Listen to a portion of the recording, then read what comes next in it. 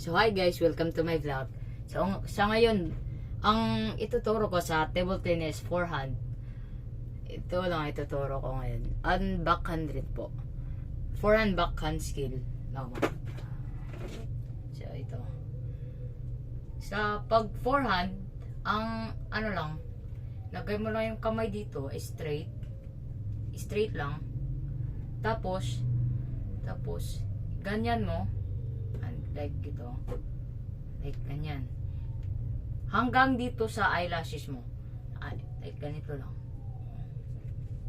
Like ganyan. Ganyan. Ganyan. Ganyan. Ganyan. Lan yan po sa mga beginner. Dapat kung ano ka na, nasa table, dapat may bend. Ganyan. Then twist. Medyo twist rin. Dapat may twist.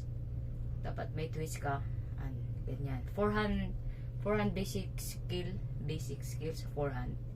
And sa backhand naman, ganito lang, same lang din sa forehand. So, sa backhand, mag-bend ka rin, tapos ganyan lang. Dapat straight, ganyan, ganyan. Like, ganyan lang, ganyan mo lang.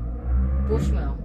Push. Like, dapat may brush. Same sa forehand, may brush. May brush. Then, backhand rin dapat may brush rin.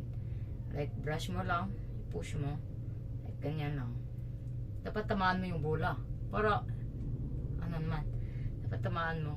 Imaginary na lang kasi shadow exercise lang naman to. So, ganyan lang.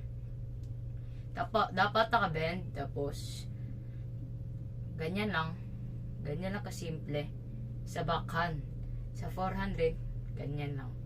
So, yun lang maituro ko ngayon kasi shadow exercise lang naman, hindi pa sa actual so yun lang po, salamat po.